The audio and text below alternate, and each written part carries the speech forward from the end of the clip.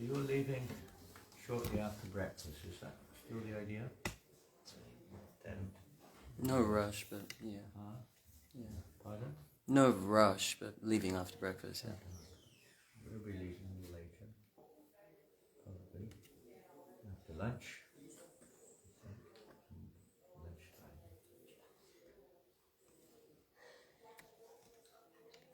Which verse is it? Number 12?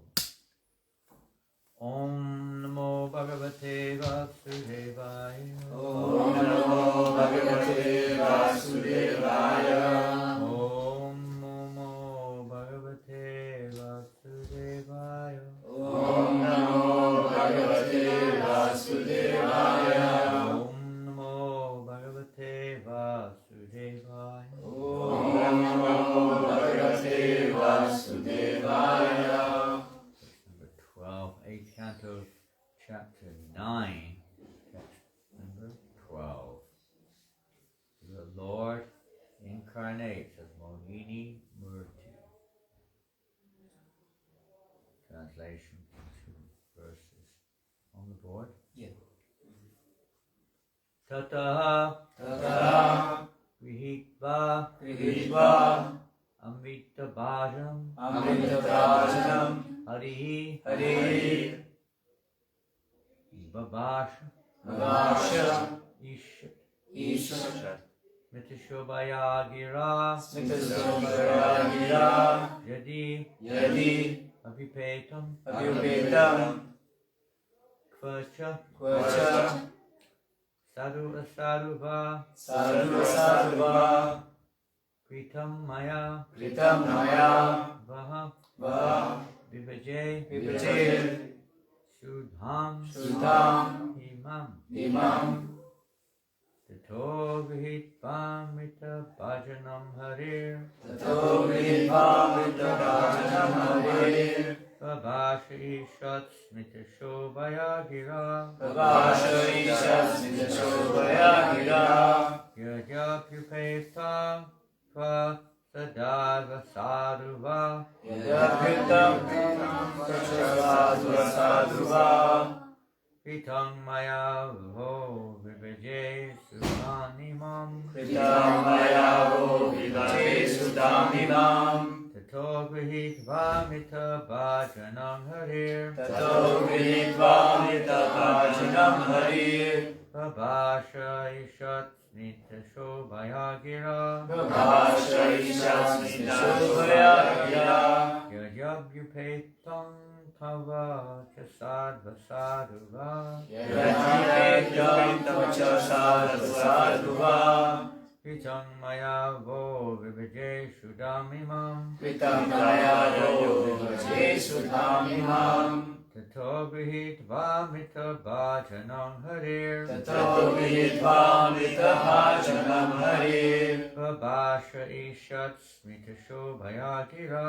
Bhavasha Ishat Smitasobhaya Gira Yajapyupetam Kva Chasadva Sadhuva Yadapyutam Kvacha Sadhu Sadhuva Pitang Maya Vo Vivaje Sudamimam Kritam Maya Vo Vivache Sudamimam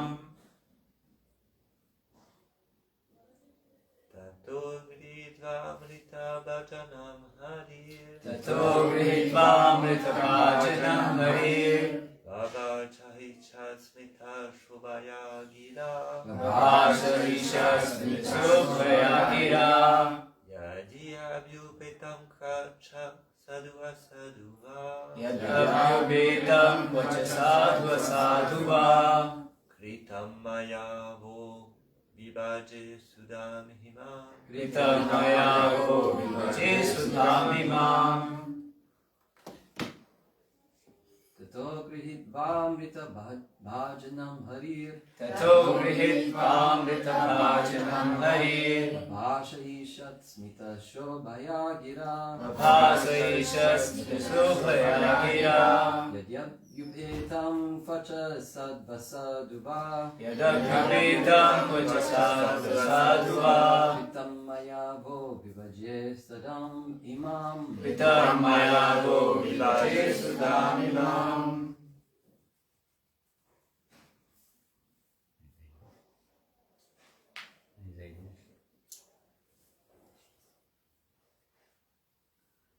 Tataha. Tataha. Thereafter. Grihitva. Grihitva. Taking possession. Taking possession of Amrita Bhajan. Amrita Bhajan, The pot containing the nectar. God containing the nectar. Harihi. Hari, The Supreme Personality of Godhead. Supreme Personality of Godhead. Hari. Hari, In the form of Mohini. in the form of Mohini. Babash. Babash spoke. Isha. Isha, Slightly. slightly. Smita Shobhaya Gira. Smita Shobhaya, With smiling beauty. with smiling beauty. And by words. And by words. Yadi. Yati, If. if Abhipetam. Abhipetam, Promised to be accepted. promised to be accepted. Kvacha. Kvacha, Whatever it may be. whatever it may be. Sadhu Sadhu Va. Sadhu asadhuva, Whether honest or dishonest. honest or dishonest. Pritam Maya. Pritam Maya Is done by me. is done by me. Vaha. Vaha, Unto you. unto you.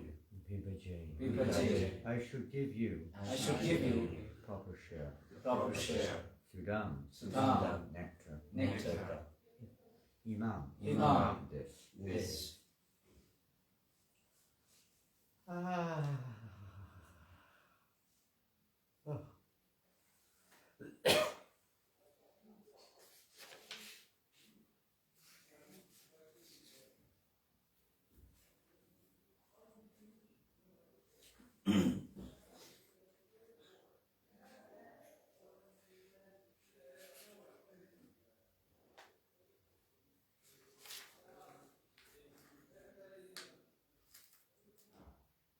The door can be closed to ask you to shout a little quieter, please. I'm sure they can shout a little quieter than that.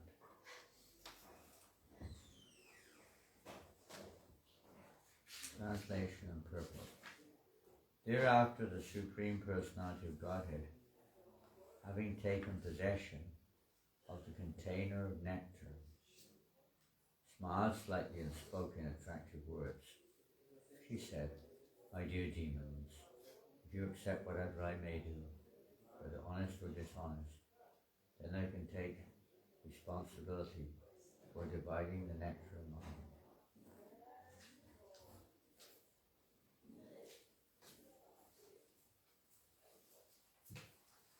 Purple. The Supreme Personality of Godhead cannot abide by anyone's dictation. Whatever he does is absolute. The demons, of course, were deluded by the illusory potency of the Supreme Personality of God. And thus Mohini Murti got them to promise that whatever she would do, they would accept.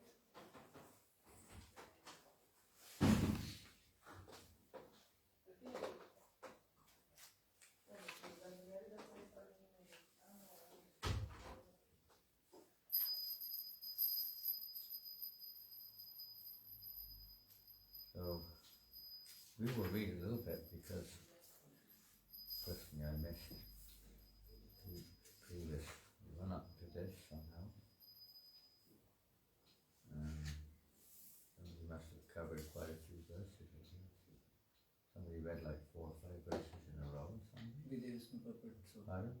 There was no purport, so. There was no purport to 1, 2. Yeah, you're right. Yeah. Okay.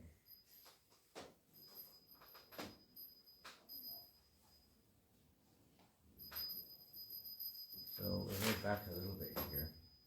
How the demons. Well, we'll read the whole chapter. There's only a few verses here. Thereafter, the demons became inimical toward one another, throwing and snatching the container of nectar. They gave up their friendly relationship. Meanwhile, they saw a very beautiful young woman coming forward toward them. Upon seeing the beautiful woman, the demon said, "Alas, how wonderful is her beauty!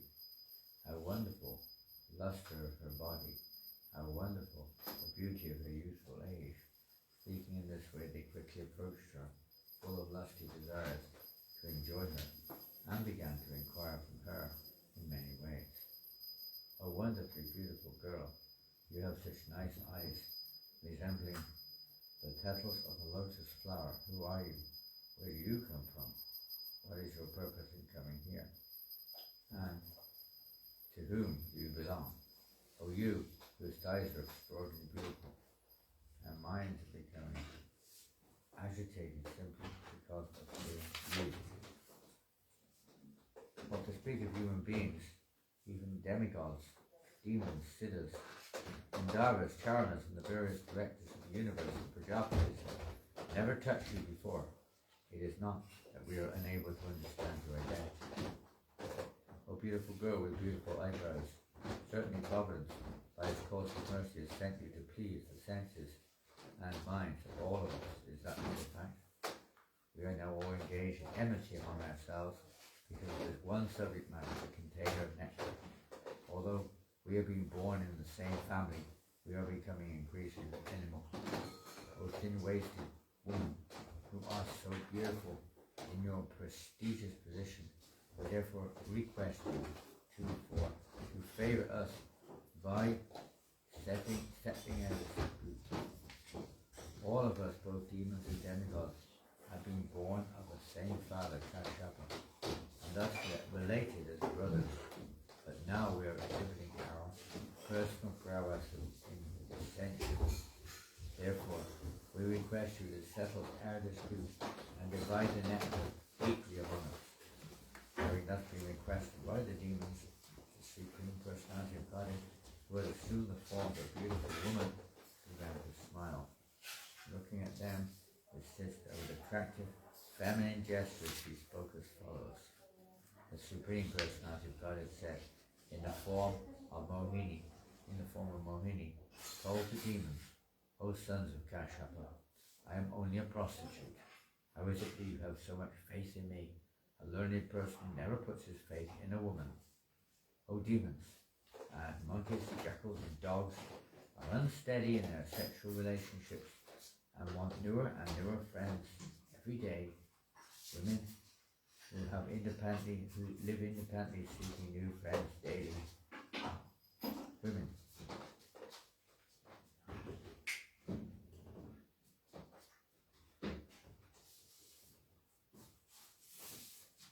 Women who live independently seek new friends daily. Friendship with such a woman is never permanent. This is the opinion of learned scholars. Visuddhadeva Goswami continued. After the demons heard the words of Mohini Murti, who had spoken as if jokingly, they were all very confident. They laughed with gravity, and ultimately they delivered the container of nectar into her hands. Thereafter, the Supreme Personality of Godhead, having taken possession of the container of nectar, smiled slightly and spoke in attractive words. She said, my dear demons, if you accept whatever I may do, whether honest or dishonest, then I can take responsibility for dividing the nectar among you.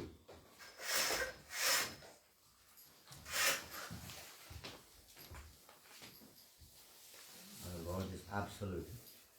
He's not obligated or he's independent of any features or factors or considerations of this world.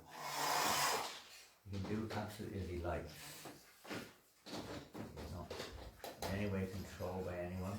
He can be controlled by the love of his devotees. Another discussion. Otherwise he's completely barat, totally independent. He's a big yes for that. Beyond and above this material world, all-knowing and completely independent, not affected by anything of this world. Most of our decisions which we make are related to the expected outcome and the expected response of those around us. Of course, people are controlled entirely by the laws of nature in another sense, but if the intelligence is all working, then we tend to control, well, if I say that, I'm going to get in trouble, or if I give give this person this, then this is going to be the result, etc. We tend to analyze. The intellect tends to try to rationalize, analyze. But the Lord has no, he can do that, of course. He appears to do that in occasion, just like when the coward boys and Fish and the coward boys were faced with Agasura demon. What to do, a dilemma. Krishna was appeared to be perplexed before part of his pastime. The people in general should challenge what to do. Everybody wants the nectar. Sometimes we don't know what to do to get it. There's a dilemma. The demons, in this case, with the material world is very constructed in such a way. Murti. Interesting, the Supreme Personality of Godhead said, she said, the Lord is neither male nor female in one sense, although Purush means male. But in reality, he's not, at least not from the point of view of our perspective. He's neither male nor female. He's everything. He's a source of everything also. Mystical nature of Godhead. Generally is understood to be male, but here he's taking a female form for pastime reasons to bewilder everyone. It's a very most beautiful form, obviously the Supreme Personality of Godhead. So manifests the most beautiful form of a woman, more beautiful than any other form that exists. And the demons by nature are generally attracted to sex life. Whole material universe is, but particularly the demons, they're very attracted to her, really wanted to enjoy with her.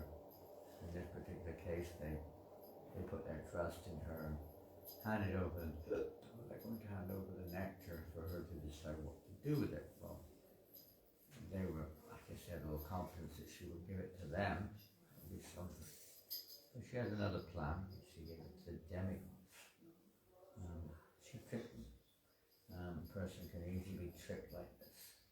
Materiality of expert tricks the living entity into thinking this is going to make you happy.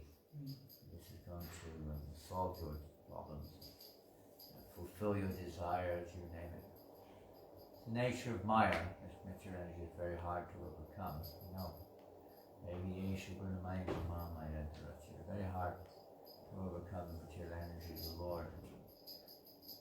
Most people, they try to overcome it. They try to overcome it in a different way. They try to control it. They try to exploit it. They try to enjoy it. Unless they become conquered and controlled by the modes of nature, and then consequently their karma, etc., goes into play. And the Lord doesn't try to conquer material nature. He tries to utilize material nature for the service of Krishna, whatever it may be. The Lord doesn't aspire for this kind of nectar either. Both demigods and demons were anxious for the nectar, you could say, because they're fearful. One is fearful, and there's always some dissatisfaction. One is always trying to, let's say, somehow or another, try to adjust to one's own sensual satisfaction. And everyone in the universe, up to Brahma, even at least up to Indra, there's fear. Brahma also do that. But Indra particularly is afraid of losing his position, he's insecure. He's worried about the enemies, the demons and so on, keeping his position. Living entities are afraid of keeping their position. The Lord doesn't have any such fear.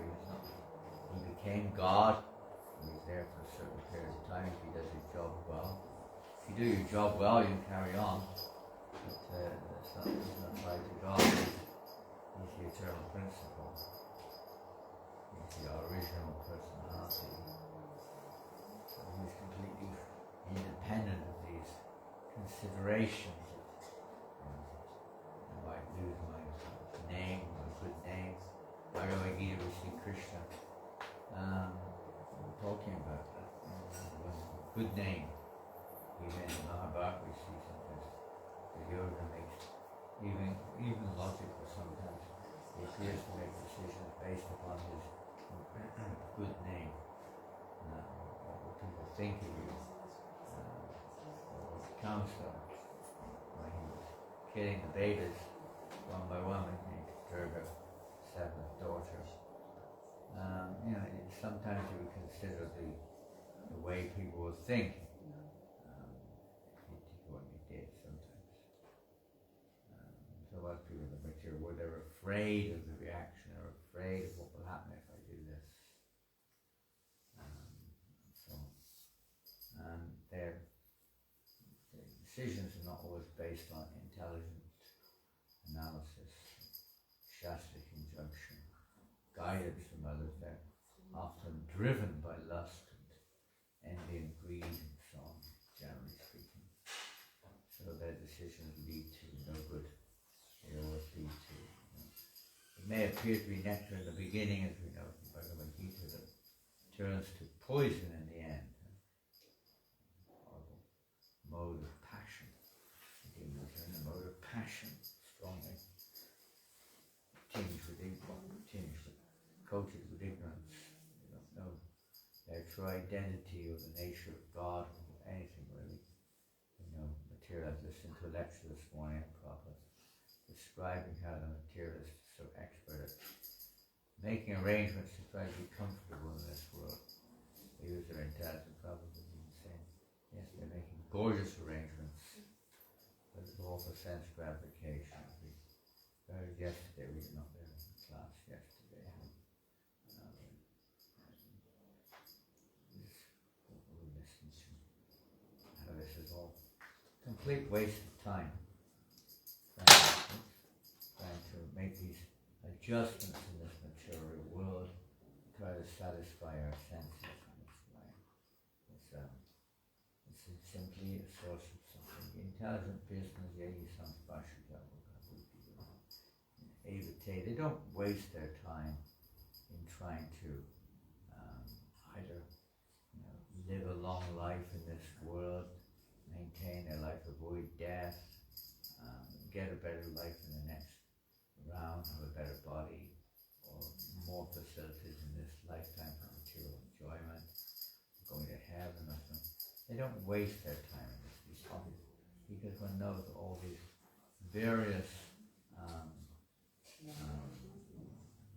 so-called pleasures, objects of pleasure, are really another sources of misery.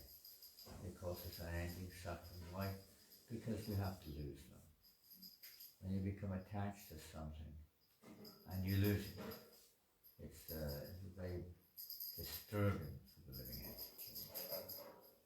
This is based on the illusion of thinking I had it in the first place. We never really have anything in the first place. This is what's the basic illusion of everyone, even up to the demigods. They think that they are what they aren't. They think they're this position, or they think that this is ours, and powerful, and in charge, or whatever it may be. Some element of that is there, and this naturally creates stress, fear of loss, and so on and so forth.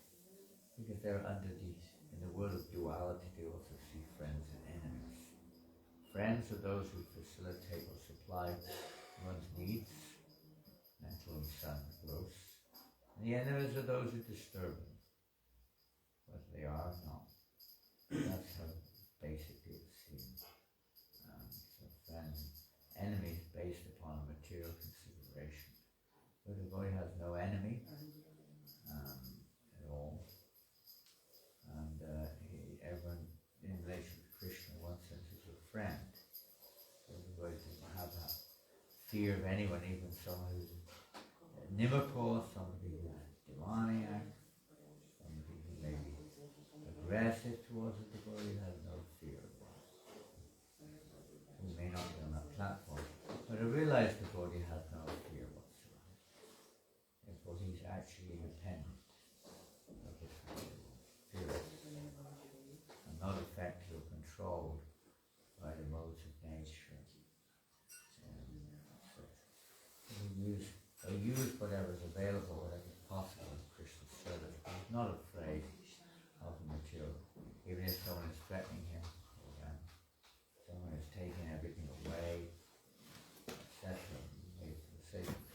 service, try to protect, but otherwise, personally, was never afraid. There's nothing to fear, there's nothing to lose. Because of the illusion of thinking I have something to lose, people are afraid. Fear comes to it. The boy doesn't have that illusion. He knows that everything belongs to Krishna. There's nothing to lose. Nothing. Everything belongs to Krishna. Not just losing possessions, but losing competitions, losing everything. But the boy has nothing to lose. Absolutely nothing, because everything belongs to Krishna. So the boy is always taking shelter of Krishna, seeing everything in relation with Krishna. The demons, difference is the demons don't. They see it in relation to themselves. Demonic mentality more or less means to see things in relation to oneself. To see others in relation to oneself. How much they can fulfill my desires. But the demons are seeing Mohini Murti in that sense too. But because she's so beautiful, they're betwixt and they're actually cheated by Krishna in the form of Mohini Murti. Remember the pastime of Krishna when he stole Rukmini away from all the other suitors in Kundina and Devaka. He was giving his daughter supposedly in marriage to Shishupala. She was on her way to the Durga temple there. On the way back, Krishna kidnapped her. Right in the middle of all, but they were so bewildered by her beauty that their intelligence was bewildered. They didn't notice what was going on for a while, and it was too late by the time they realized what was happening here. They were so captivated by her beauty. And those in the male body are easily captivated by the beauty of one in the female body. I guess females are also captivated by those in male bodies. But those in male bodies are easy. Everything goes out when they say love knows no bounds. They say it overrides everything. Madness, even though it appears to be mad. We all have probably heard the story of Bilgamangal Thakur, Tulsidas, similar story. Where they were completely enamored by the so-called beauty of the woman. To the extent that in the Bilgamangal's case, he even didn't care about the Shraddha ceremony of his father. It was a wretched day, weather-wise. And he went out to see Chintamani. He was literally called a prostitute for her job. But he fell in love with her, and he was madly trying to get her. On this day, the weather was terrible. He had to swim across the river. There were no boats. It was such bad weather, and he almost got, crocodile. He didn't realize he was holding onto a crocodile across the river, and he grabbed a stake to climb up the high walls of Chintamani's compound, and eventually he reached there, all soaking wet, cut, bruised, and everything. And she was astonished to see, my God, what is this? If only she was like acting as the Bhakti Pradasha Guru of Bilgamangal Thakur. And they said, if only you had as much attraction towards Krishna as you do towards me, your life will become perfect. So it sunk into his heart, and he took up Krishna consciousness. In case of Tulsidas, usually, at least the mood is depicted. She shows him the object of his loving affection, this beautiful lady, shows him the real truth of what is this body anyway, a bag of bones and flesh and mucus and muscles and bits and pieces, absolutely ugly, not only ugly but very scary, fearful. People are scared to see the body, especially when it's been opened up with blood and things all over the place. They're scared to see skeletons.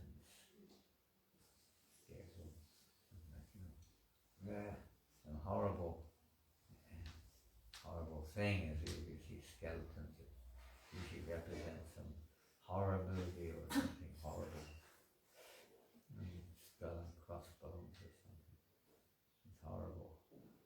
that's what the body is made of, horrible things.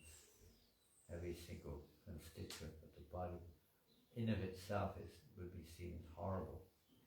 But by the arrangement of Maya, all these horrible things, these ghastly things, are combined, and it looks very attractive and very, very beautiful and so on, all packed in a bag called the skin.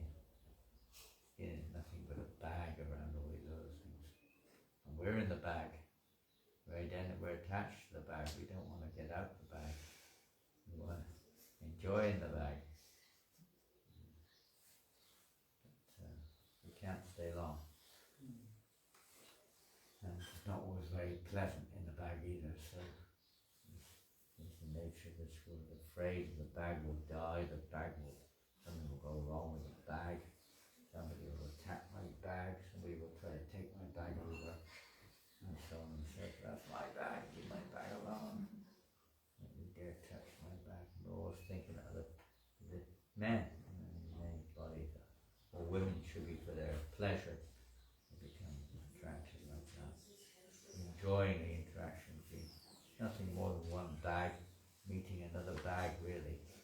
Two bags rubbing each other. And another bag sometimes is manufactured by the rubbing of two bags. So this way, everywhere there are bags.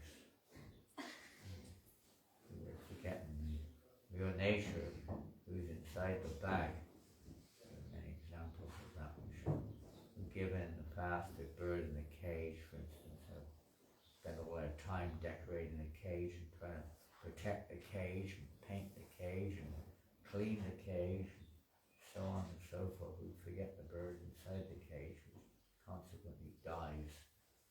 So people spend the whole time decorating their cage, trying to improve it. More things in the cage, you've got to buy more things. Then the cage will be very nice. More gadgets, more furniture, more this, more that, and eat more nicer things, all material stuff. God, please give me more material stuff. Make my cage nicer, please. Everyone's basically working like this. They're all looking for that nectar that doesn't really exist in this world. It's only an illusion that exists. So people are chasing that illusion constantly. Constantly chasing it. And cheats and cheated, they're always being cheated in one sense, but we're responsible for being cheated. It's not like somebody else. It's our choice that we're being cheated. And even if we give it a chance to avoid it, we don't take the chance. We still want to be cheated. We don't see it as being cheated, but it is being cheated. We're missing out on the real nectar, the real ambrosia, the real amrita, devotional service to the Supreme Personality of Godhead. We're missing that. We'd rather try to be, we have this very strong false ego that we want to be in the center. We want to be independent. These are not characteristics of the jiva. The jiva by nature is dependent. Now we're dependent on the material world entirely. We're dependent upon it. And spiritually, we're totally dependent upon the internal world. Radharani's energetic expansion, you could say. But we're totally, by nature, we're dependent.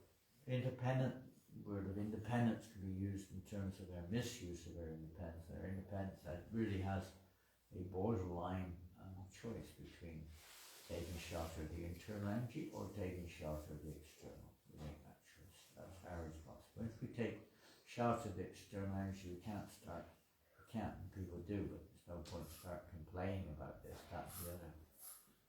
We made the choice to get in the ocean. You expect it to be, what it is. You've got a boat, you expect the boat's going to rock up and down. We made that decision. That's our responsibility. But people don't take that responsibility. They don't, generally speaking, take that responsibility. They're always, either there's no cause whatsoever, it's all by chance, or God is to blame for this, or other people are to blame for this. We always responsibility on others. We, devotional devotee takes responsibility. We are in a situation where, because of our own misbehavior, where doesn't blame others, try to make some, cover things over, adjust, become an atheist. All various results of being frustrated and fear, defense. Usual reaction to fear is to try to defend himself. So at this point in time, the demons are feeling a little confident that Mohini Murti can captivate there, thinking she's in love and they're in love, that she'll give them the nectar. No, she's not going to give them the nectar. They didn't realize that she is their enemy, she is, and therefore, from Krishna's point of view, but the enemy, the one who's supports the demigods, avowed enemy is Vishnu, in disguise, a woman, tricking the demons like this. And the demigods are also, you could say, enamored, but they're also, at least they're doing the job, they're doing what Krishna asked them to do, they're doing a particular job. Some of them are pure devotees. But basically they're all a little bit, lusty, a little bit affected by Mohini Murti's practice. All around us we see perverted reflections of Mohini Murti. We have to be careful we don't think that this is going to be a source of nectar. From here I'll get the nectar and she'll give me the nectar. Be careful.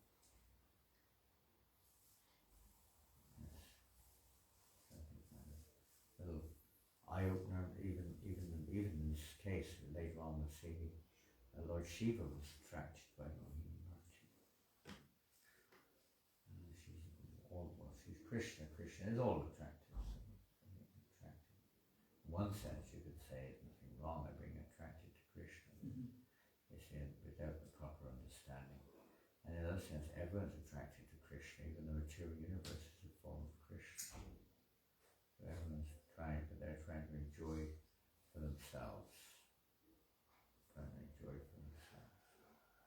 particular expansion of Krishna, material energy, they're trying to enjoy it for themselves, not with Krishna. Krishna's not in the picture. There's not even one for you, one for me. It's all for me. It's all for me. It's all mine. People are very greedy and very... When they don't get their way, they become angry. They're very angry. Okay, we're going to finish there. We'll have to leave it there. We are extremely tired. And do some rest. Are there any questions? So, Maharaj, you sang the song 4 days back, Shirupa Manjaripada. So in that song, it was told that we should, again and again it was told that we should have complete dependence on Rupa Goswami or the spiritual master, Lotus feet. And in today's class you were, and personally in my study I feel that this is one of the conclusions of the Shastra, to have complete attachment to the spiritual master. And in the lives of hippies we can see, in the Shastras we can see so many examples that Prema Bhakti jahan hoite avidya vinasha jaite. So now how to develop it, because we are in, I can say for myself that material energy is so strong, I am not so sincere, and time is so less, and even Brahma is getting attracted to. So what is the hope and how to develop? Hope is this, but how to develop this? Yeah, hope. How you develop it, like in your life? It's mercy. All depends upon mercy. The mercy of the Lord coming through the parampara, that realization we're basically helpless. Babe is crying for their mother.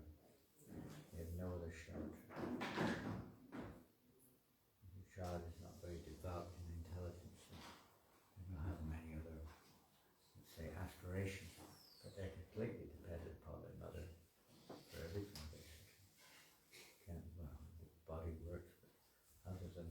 eating, everything, facilities, everything depends on protection, everything depends upon another. So that mentality which in the mature stage of human life, of course, we're expected to take responsibility also. But ultimately, how to become completely dependent upon the Lord and not captivated, how to come to that point of Sarvadharma Parityagya.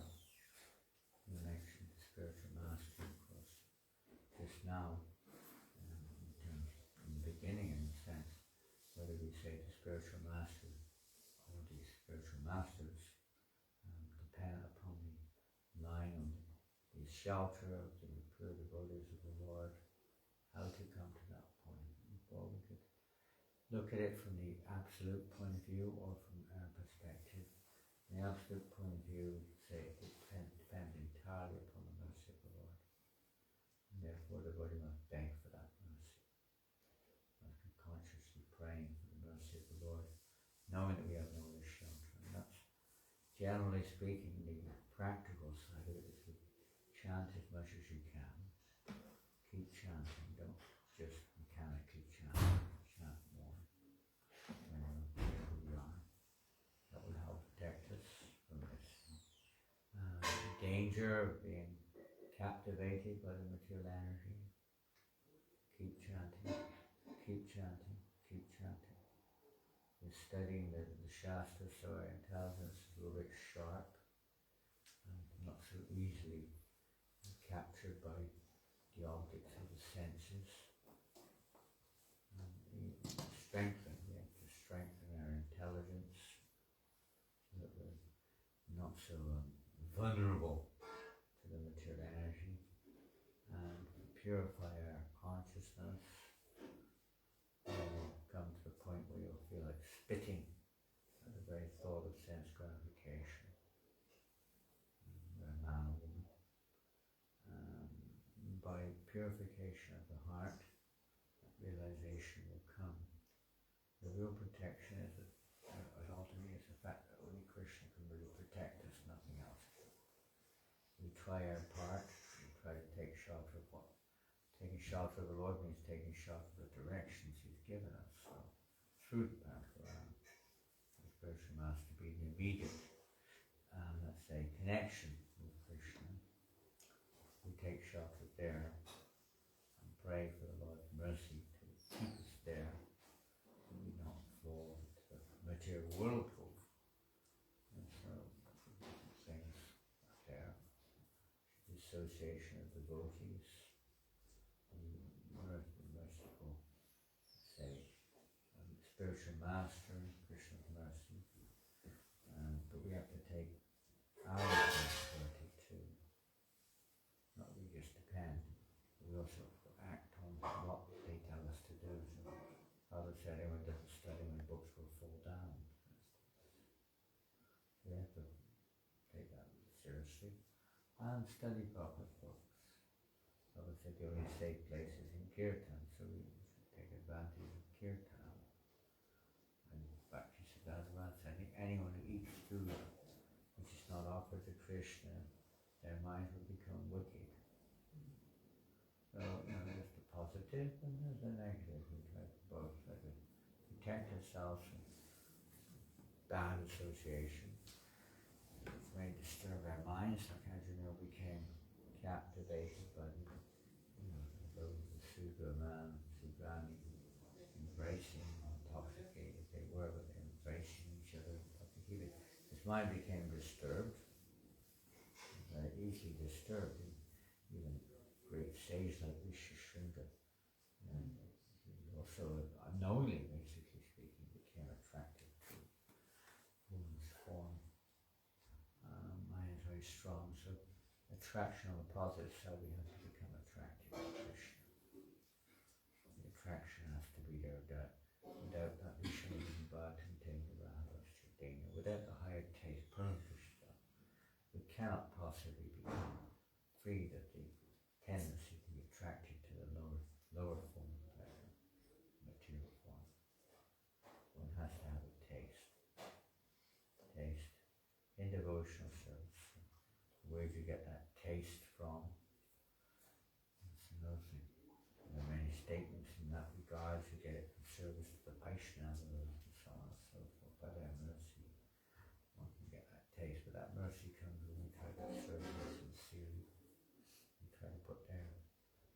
desired, often our spiritual master's desire is there to fulfill his desire is our objective goal.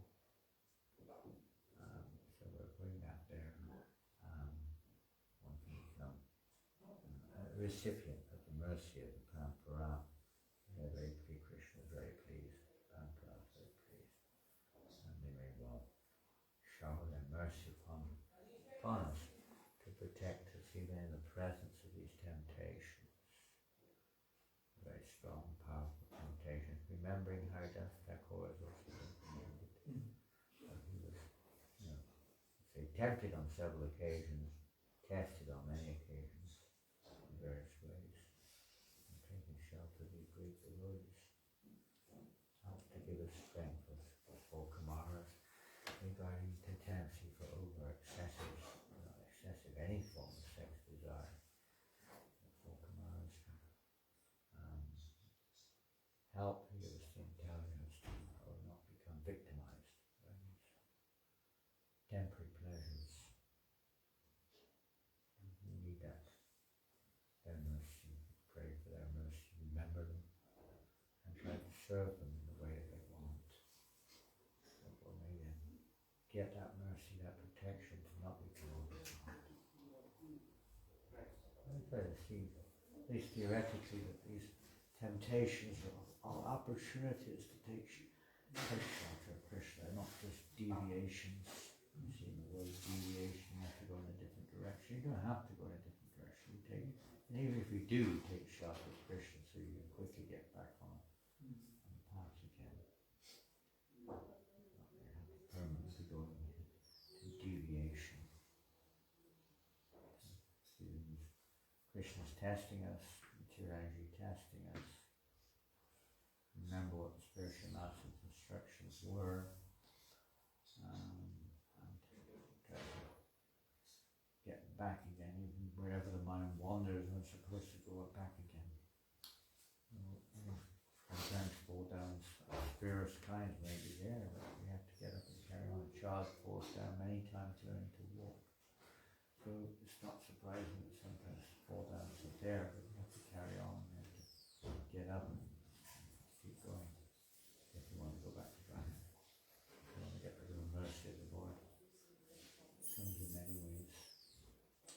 Hare Krishna, Krishna Krishna, Hare Hare, Hare Rama, Hare Rama, Rama Rama, Hare Hare.